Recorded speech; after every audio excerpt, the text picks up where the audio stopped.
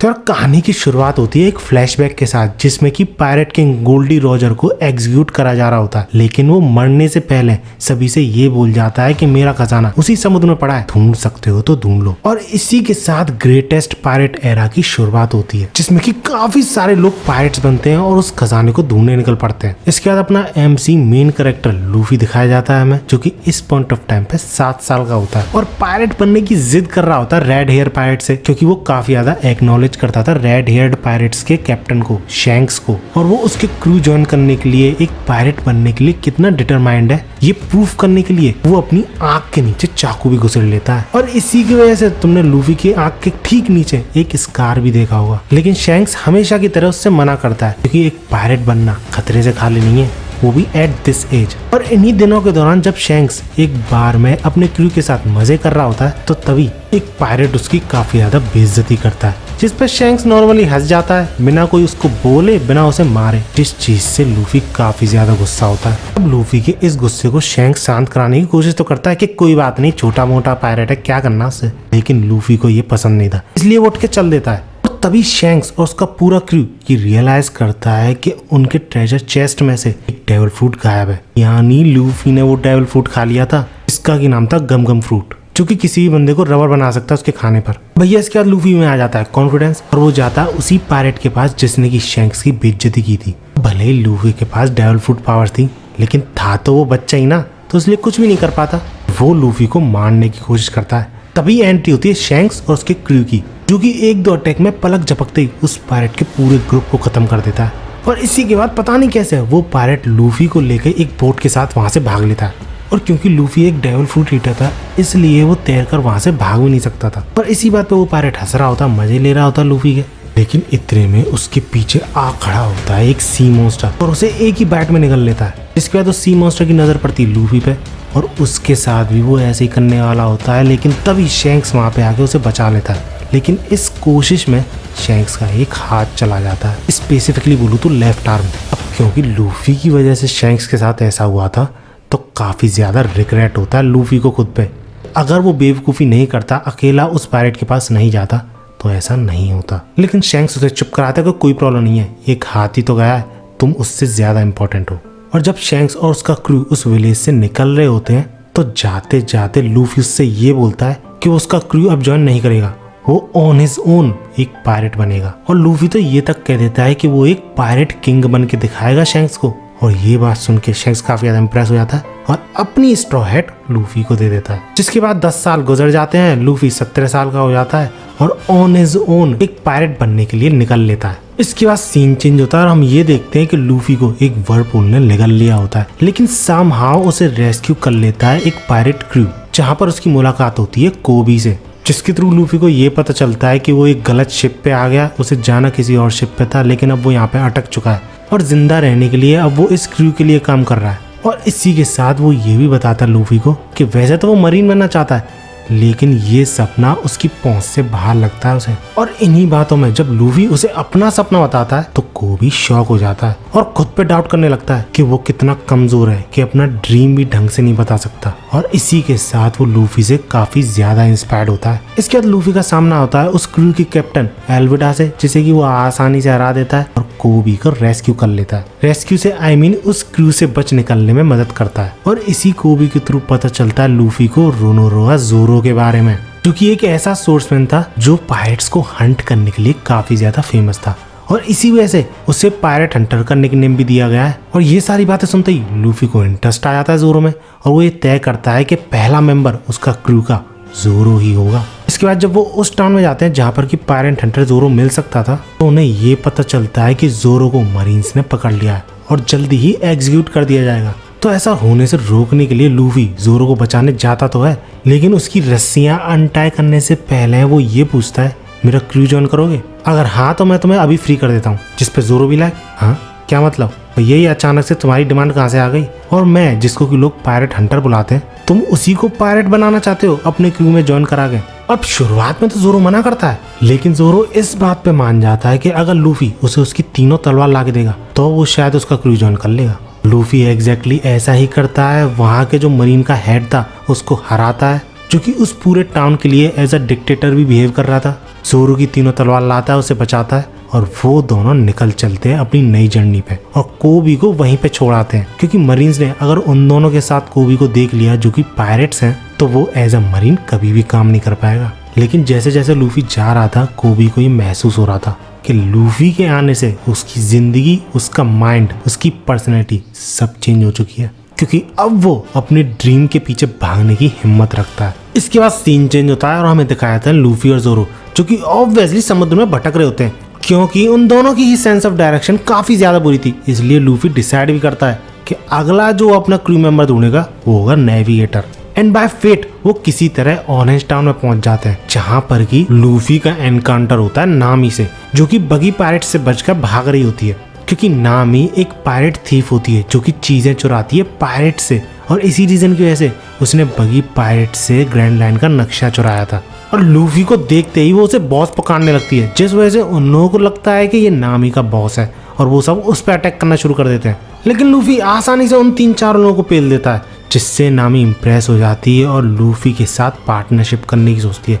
लेकिन जब उसे पता चलता है कि वो भी एक पायरेट है तो वो बगी की तरफ होने का प्रिटेंड करके लूफी को उसे पकड़वा के रफू चक्कर होने की सोचती है। लेकिन लूफी की डिटर्मिनेशन देख के और उसकी पर्सनैलिटी देख के वो काफी ज्यादा इम्प्रेस होती है और टीम अप करने की सोचती है लूफी के साथ, जिस दौरान जोरो भी वहां पे पहुंच जाता है जो कि लूफी को समाव बचाता है। और इस तरह स्ट्रॉ हेड्स यानी लूफी और जोरो का सामना होता है बगी पायरेट से, जिस दौरान नामी फाइनली उनका क्रू ज्वाइन करने की हाँ कर देती है लूफी के काफी ज्यादा जिद पड़ने पर।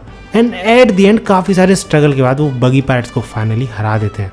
लेकिन ये करना आसान नहीं था, क्योंकि बगी सेकंड बंदा पूरे वन पीस का, जिसको कि हमने डेविल फ्रूट पावर्स के साथ देखा था, जो कि उसे अपने बॉडी पार्ट्स को अलग होकर उन्हें कंट्रोल करने की पावर देता है। और जो डेविल फ्रूट इसने खाया था उसका नाम था 12-12 नोमी। इसके बाद हम देखते हैं स्ट्रॉ हेड्स पायरेट्स को जो कि पहुंचते हैं सिरप विलेज में, जहां पर कि उनका एनकाउंटर होता है उसोप से, जो कि झूठ बोलने और फॉल्स फॉन्डिंग्स देने में काफी ज्यादा फेमस था पूरे विलेज में। और इस तरीके के बंदे की बहुत ही ज्यादा अमीर और सुंदर दोस्त होती है जो कि बेड रेस्ट पे होती है फिलहाल बिकॉज ऑफ हर अनहेल्दीनेस। अब इसके बाद यार मैं सिर्फ एक ही चीज कहूंगा, ओ भाई मारो मुझे, मारो मारो मुझे, मारो मारो, नहीं ये मजाक हो रहा है, एक सेकंड यार मजाक हो रहा है।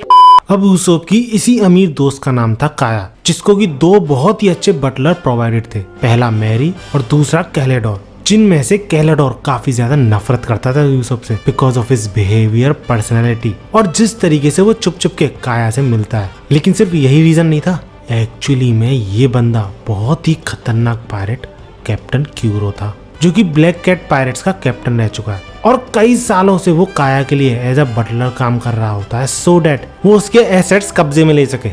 लेकिन उसे क्या पता था, he was destined to lose, क्योंकि उसके आइलैंड पे यानी सिरप आइलैंड पे ऑलरेडी स्ट्रॉ हेड्स एंटर कर चुके थे, जो कि ऊसोप से मिल चुके थे और एक नई शिप की होप में काया से भी मिलने आए हुए थे।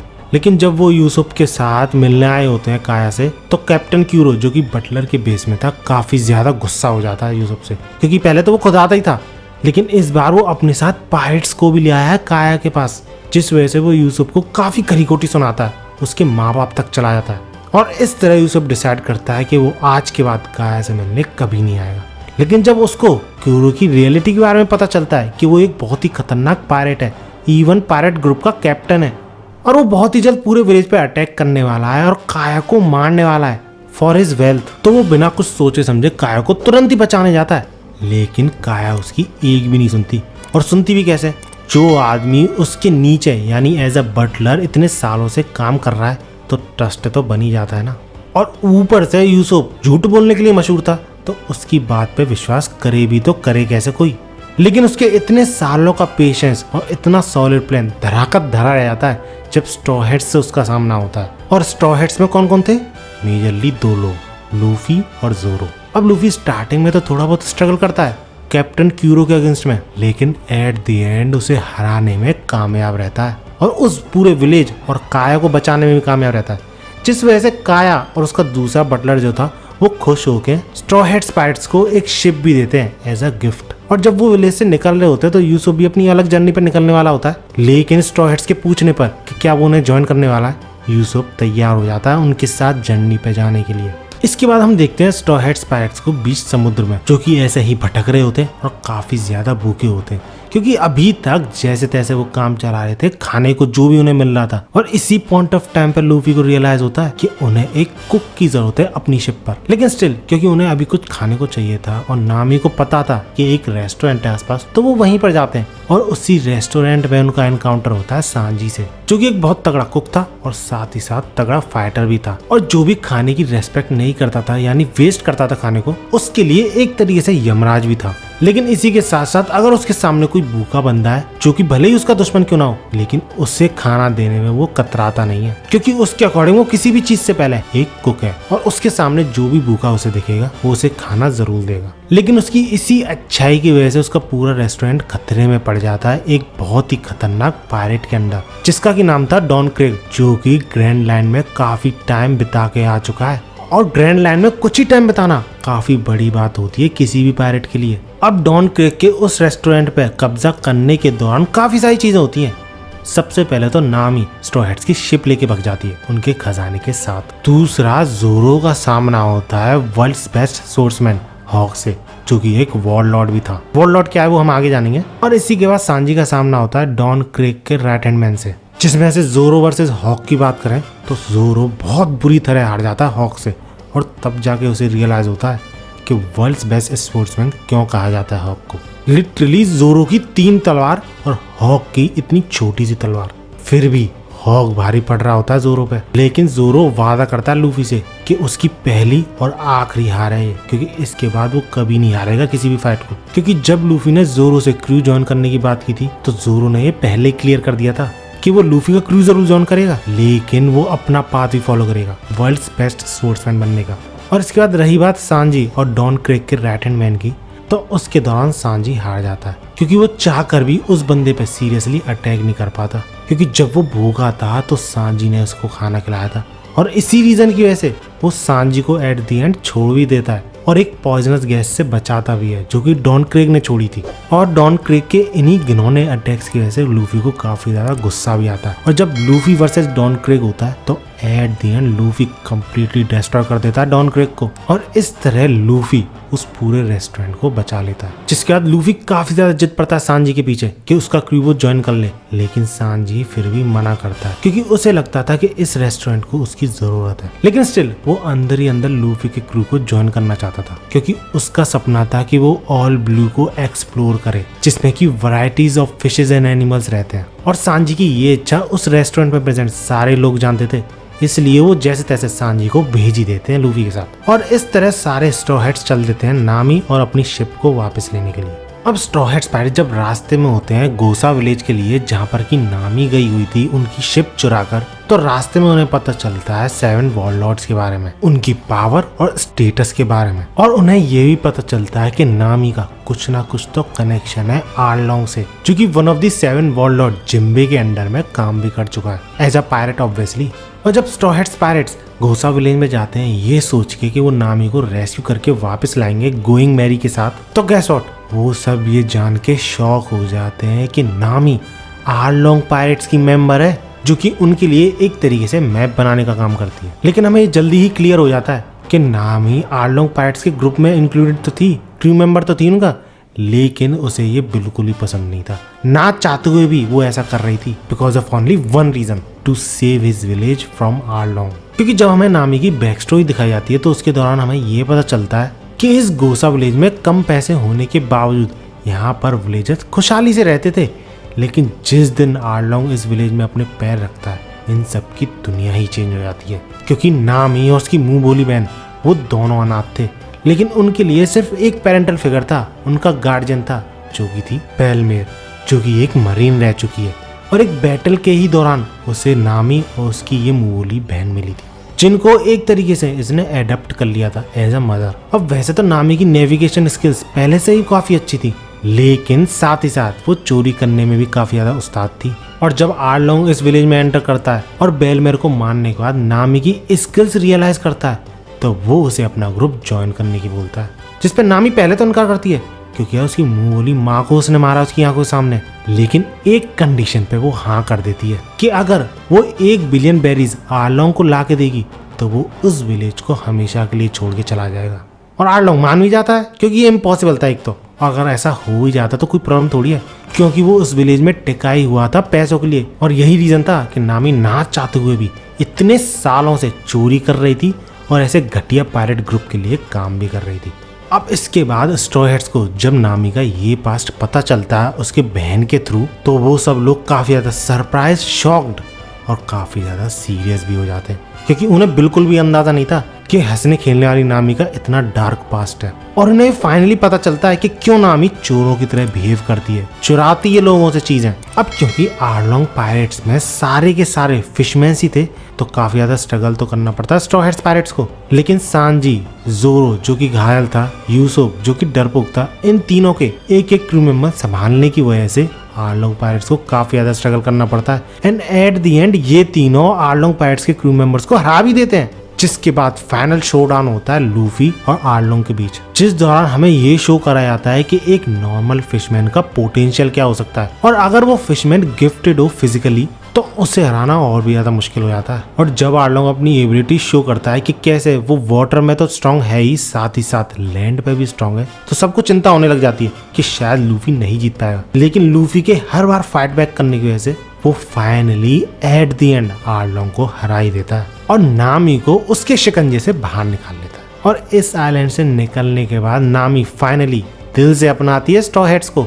इसके बाद जब हम स्ट्रॉ हैट्स को देखते हैं तो लूफी काफी जोरों से हंस रहा होता है, क्योंकि आर्लोंग के अगेंस्ट फाइट के बाद, उससे जीतने के बाद उसकी बाउंड्री हो जाती है 30 मिलियन बेरीज। और जब वो ग्रैंडलैंड की तरफ तेजी से बढ़ रहे होते हैं तो उन्हें बीच में एक आइलैंड मिलता है जो कि था लॉग टाउन, जिसके बारे में नामी ये बताती है कि ये आइलैंड बर्थ प्लेस रह चुका है पायरेट किंग का, यानी गोल्डी रॉजर का। और ये चीज सुन के लूफी और भी ज्यादा एक्साइटेड हो जाता है, क्योंकि भैया पायरेट किंग ही तो ये बनना चाहता था। लेकिन नामी ये भी बोलती है कि बर्थ प्लेस के साथ साथ ये डेथ प्लेस भी था उनके लिए, क्योंकि इसी जगह पे उनका एग्जीक्यूशन भी हुआ था, जो देख के लूफी और भी ज्यादा एक्साइटेड।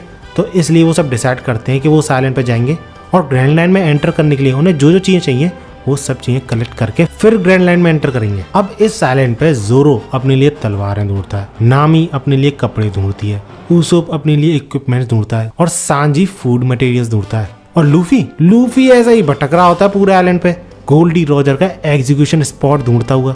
और जब लूफी को वो एग्जीक्यूशन स्पॉट मिल जाता है तो वो उस एग्जीक्यूशन स्टैंड पे चढ़कर वहां का व्यू देख रहा होता है कि मरते समय गोल्डी रॉजर ने क्या व्यू देखा होगा उस हिसाब से। लेकिन शॉकिंगली वहां पर एंट्री होती है बगी पायरेट्स की, जिनका कैप्टन बगी लूफी से बदला लेने आया था वहां पर, जिस वजह से वो उस पूरे एरिया को एज अ हॉस्टेज ले लेते हैं, सो डेट कोई भी मरीन उन दोनों के बीच में इंटरफेयर ना कर सके। और इस बार बगी के साथ थी एल्विडा, जी हाँ, वही सबसे पहली पायरेट जिसका कि लूफी ने सामना किया था। अब क्योंकि ये सरप्राइज रिवील था तो लूफी कुछ भी नहीं कर पाता और बगी लूफी को ट्रैप कर लेता है और एग्जीक्यूशन होगा लूफी का ये डिक्लेयर करता है। और इसी दौरान हमें इंट्रोड्यूस कराया जाता है काफी ज्यादा स्ट्रॉन्ग और स्किल्ड मरीन, जिसका की नाम था स्मोकर।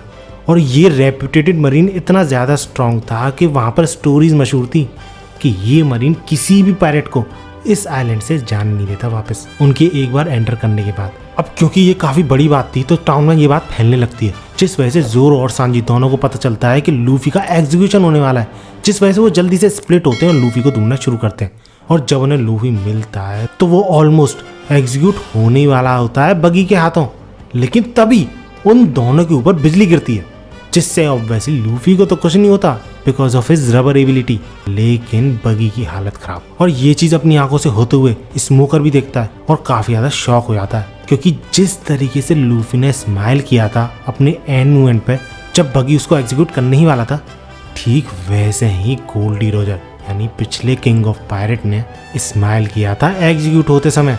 और इसी रीजन की वजह से वो लूफी का पोटेंशियल भी समझ जाता है और इसी वजह से वो किसी और को पकड़ पाए या फिर नहीं, लेकिन वो लूफी को पकड़ना चाहता था। अब लूफी के समाव बचने के बाद वो सब लोग मैरी की तरफ भागने लगते हैं वहां से निकलने के लिए, लेकिन भैया लूफी के सामने आके खड़ा होता है स्मोकर, जिससे लूफी भागने की कोशिश तो करता है उस पर अटैक करके, उसकी अटैक्स को डॉज करके, लेकिन ऐसा कर नहीं पाता।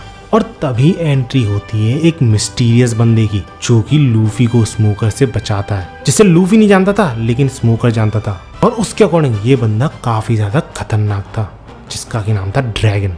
और बाकी सारे भी स्ट्रॉ हैट्स समहाउ मरीन से बच निकलने में कामयाब रहते हैं और मैरी पे पहुंचने के बाद, उस आइलैंड से निकलने के बाद ग्रैंडलैंड में एंटर करने को तैयार हो जाते हैं। और इसी के साथ ये पूरी ईस्ट ब्लू सागा खत्म होती है। आई होप तुम्हें ये वीडियो अच्छी लगी होगी और मैंने पूरी कोशिश करी है कि ऑलमोस्ट सारी चीजें मैं इसमें कवर करूं। अगर फिर भी रह गई हो तो मुझे कमेंट से जरूर बताना। वीडियो अच्छी लगी हो तो लाइक जरूर करना है। ऐसे ही वीडियोस के लिए मेरे चैनल को सब्सक्राइब जरूर कर लेना। मिलते हैं अगली वीडियो में। भागो।